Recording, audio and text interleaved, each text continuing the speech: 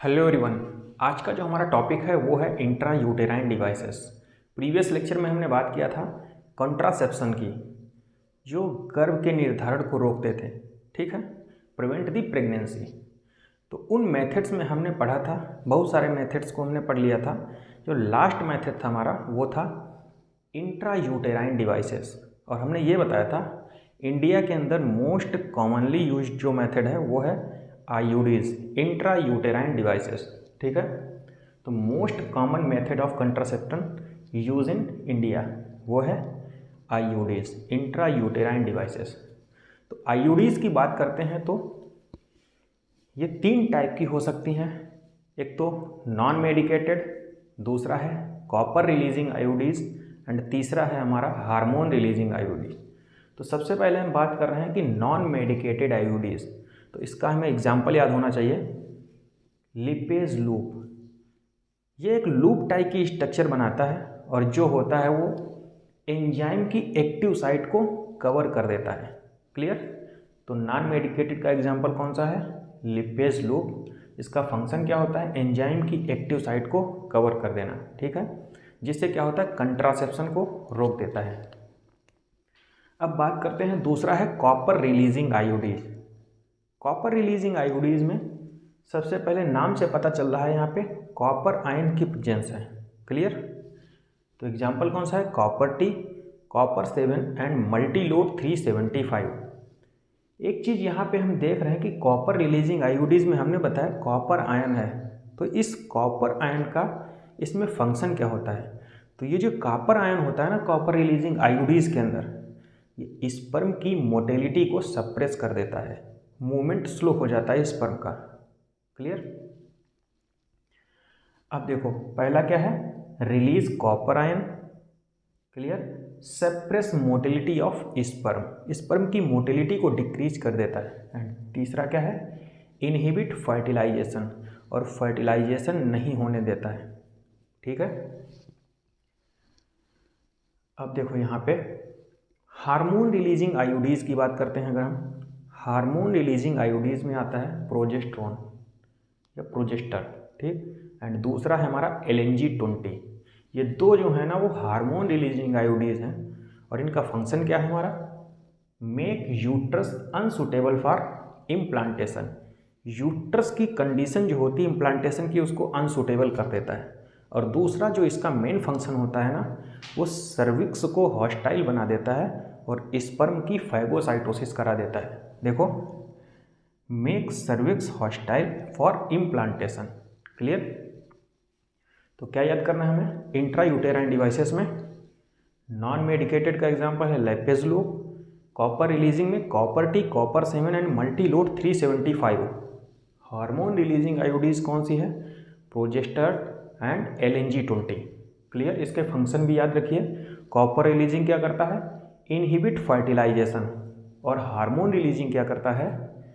Make uterus unsuitable for implantation and cervix को hostile बना देता है स्पर्म के इम्प्लांटेशन के लिए। देखो, make cervix hostile for implantation, phagocytosis कराता है, फैगोसाइटोसिस।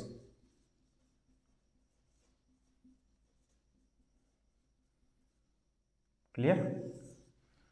तो हार्मोन रिलीजिंग आईयूडीज का क्या फंक्शन है? Unsuitable for implantation and make cervix hostile for implantation and phagocytosis. Clear. ये हो गया हमारा आईयूडीज। अब यहाँ पे हम देख रहे हैं हार्मोनल आईयूडीज कौन कौन सी हैं। एक तो इंजेक्टेबल होती हैं, दूसरा इम्प्लांट्स होते हैं, एंड तीसरी होती है हमारी पिल्स। इंजेक्शन के थ्रू, इंट्रामस्कुलर इंजेक्शन के थ्रू, ठीक है। नाम क्या है? DMPA, और वैलिडिटी कितनी होती है इसकी? 3 मंथ के लिए। ये इंजेक्टेबल फॉर्म में होता है। हार्मोनल आईयूडी जो पढ़ा है ना, तो इंजेक्टिकल फॉर्म में कौन सा होता है? DMPA, वैलिडिटी होती है 3 मंथ की, और इंट्रामस्कुलर इंजेक्शन दिया जाता है इसमें। इम्प्लांट्स का एग्जाम्पल है nor plants. Clear. And third जो है हमारा पिल्स। अगर ये हार्मोनल आईयूडी में पिल्स भी एक टाइप है ना, तो पिल्स वो मेल के लिए भी होगा और फीमेल के लिए भी होगा, जनरली यहाँ पे फीमेल की बात की जाती है, लेकिन मेल के लिए भी पिल्स प्रेजेंट है। क्लियर। फीमेल के लिए अगर पिल्स की बात कर रहे हैं तो या तो प्रोजेस्ट्रॉन या तो प्रोजेस्ट्रॉन और इस्ट्रोजन का कॉम्बिनेशन, ये है फीमेल के लिए। ओके। अगर मेल के लिए बात कर रहे हैं तो गॉसिपॉल, ये जो है चाइना वालों ने बनाया था। क्लियर। इसमें क्या होता है, स्पर्म काउंट लो कर देता था। इस टाइम ये इंडिया में बैन है गॉसिपॉल। क्लियर। तो मेल के लिए गॉसिपॉल, फीमेल के लिए प्रोजेस्ट्रॉन या प्रोजेस्ट्रॉन इस्ट्रोजन का कॉम्बिनेशन। अब यहाँ पे पहले हम ओरल कंट्रासेप्टिव पिल देख लेते हैं, इसकी हम डिटेल स्टडी अभी इसके बाद कर लेंगे। तो ओरल कंट्रासेप्टिव पिल में कौन कौन आता है? देखो, डेली पिल हो सकती हैं, वीकली पिल्स होती हैं मतलब एक हफ्ते में एक बार, मंथली पिल्स मतलब एक मंथ में एक बार हो सकती हैं। क्लियर। तो अगर डेली पिल्स की बात कर रहे हैं जो कंट्रासेप्शन को रोकती हैं और डेली पिल्स लेना पड़े, तो उनका नाम क्या है? Mala D, Mala N and Mala L. Clear. इसमें कॉम्बिनेशन होता है इस्ट्रोजन और प्रोजेस्ट्रॉन हार्मोन का, और जैसे ही इस्ट्रोजन और प्रोजेस्ट्रॉन का हार्मोन का लेवल बढ़ेगा ना, पिट्यूटरी हार्मोन का लेवल घट जाएगा, LH and FSH, luteinising and follicular hormone, ये डिक्रीज हो जाएंगे, ओवल्यूशन को इनहिबिट कर देगा। क्लियर। तो ये है डेली पिल्स। और देखो ये कैसे ली जाती हैं, 1 से 21 तारीख तक, जैसे 28 या 29 का मेंस्ट्रुएशन होता है, तो 1 से 21 तारीख तक ये एक पिल जो है डेली ली जाएगी। उसके बाद 21 से 28 तक 7 दिन का गैप है ना, उसमें आयरन की गोली ली जाएगी। क्लियर। तो ये है डेली पिल। अब वीकली पिल्स की बात करते हैं, मतलब एक हफ्ते में एक पिल। तो सबसे पहले इसका एग्जाम्पल क्या है? सहेली।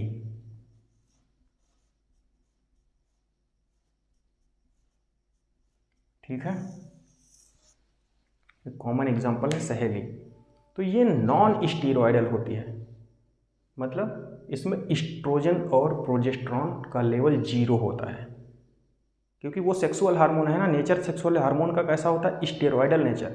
तो नॉन स्टेरॉयडल है, मतलब उसमें इस्ट्रोजन और प्रोजेस्ट्रॉन 0 है। क्लियर। इसको डेवलप किसने किया था? CDRI लखनऊ ने, central drug research institute. Clear. Weekly pills है, एंटी इस्ट्रोजेनिक, प्रिवेंट इम्प्लांटेशन को प्रिवेंट करती है, और once a week pill, week में एक बार दी जाती है। और नाम क्या बताया हमने? सहेली। ये पॉपुलर प्लांट है। ठीक। अब मंथली पिल्स की बात करें तो क्यूनिस्टर जो है वो मंथली पिल, केवल एक महीने में एक बार। तो ये हो गया हमारा ओरल कंट्रासेप्टिव पिल्स।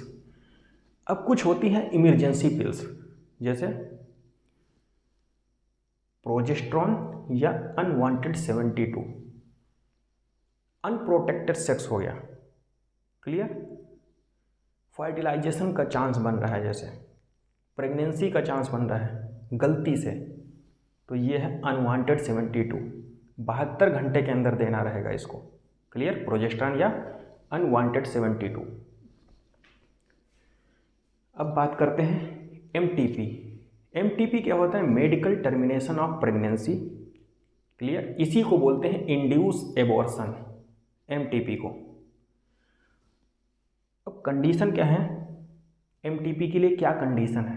देखो, यूजेनिक, फीटस में एबनॉर्मेलिटी हो जाए, एबनॉर्मेलिटी मतलब डिसऑर्डर हो जाए बच्चे में, डाउन सिंड्रोम हो गया, क्लीनेफेल्टर सिंड्रोम हो गया, ये पता चल गया। ठीक है, तो यूजेनिक कंडीशन बोलेंगे, मतलब एबनॉर्मल फीटस।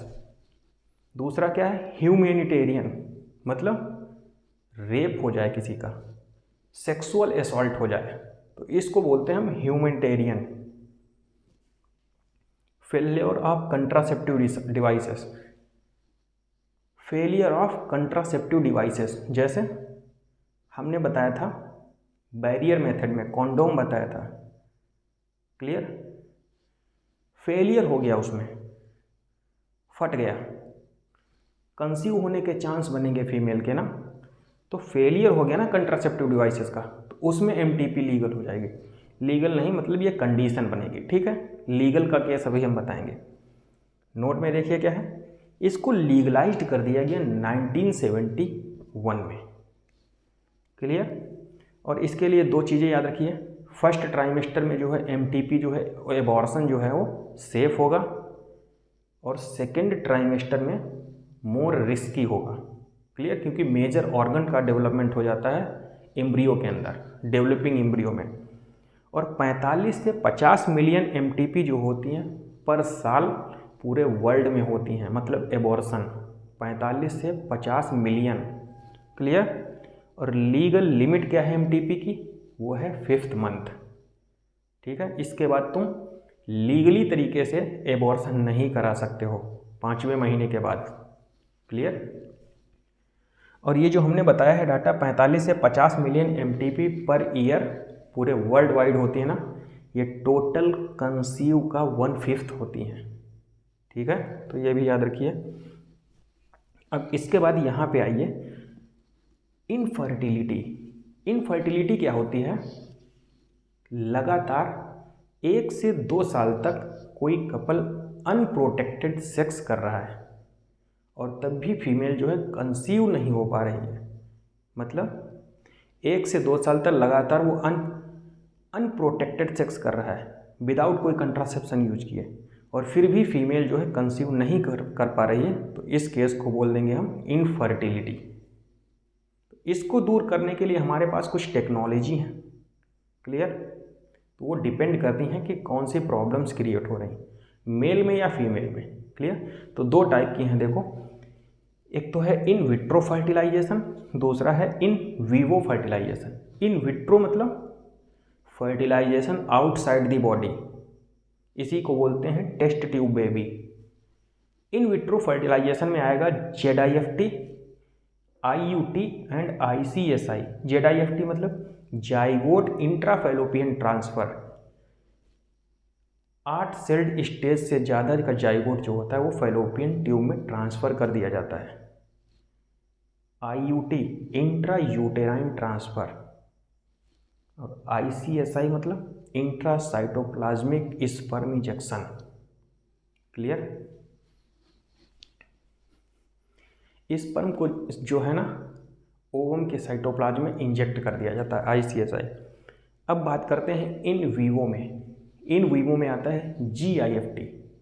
GIFT की कंडीशन तब होती है कोई फीमेल जो है वो ओवा का प्रोडक्शन नहीं कर पाती है, लेकिन यूट्रस में सूटेबल कंडीशन मतलब कि डेवलप कर लेती है बच्चे को डेवलपमेंट के लिए, मतलब कि ओवा का प्रोडक्शन नहीं कर पाएगी लेकिन उसके पास सूटेबल कंडीशन है एम्ब्रियो के डेवलपमेंट के लिए, तो बोलेंगे क्या है GIFT। तो उसको गैमेट दे दिया जाएगा, क्लियर। गैमेट इंट्राफैलोपियन ट्रांसफ़र, गैमेट को ट्रांसफ़र कर दिया जाएगा फैलोपियन ट्यूब में। थर्ड है आर्टिफिशियल इंसेमिनेशन, AI, मतलब आर्टिफिशियली स्पर्म को दिया जा रहा है, और स्पर्म को तब दिया जाएगा जब मेल के केस में स्पर्म का काउंट बहुत ही कम होगा, क्लियर। तो मेल है वेरी लो स्पर्म काउंट, तो कौन सी टेक्निक, इन वीवो में आर्टिफिशियल इंसेमिनेशन। एंड थर्ड है IUI intra uterine insemination, clear. तो ये हो गया हमारा इन वीवो, और ये है इन विट्रो। तो ये ओवरऑल टेक्निक हमने पढ़ लिया है इंट्रा यूटेराइन डिवाइसेस की। नेक्स्ट जो लेक्चर है, नेक्स्ट टॉपिक जो है वो नेक्स्ट लेक्चर में कवर अप करेंगे, क्लियर।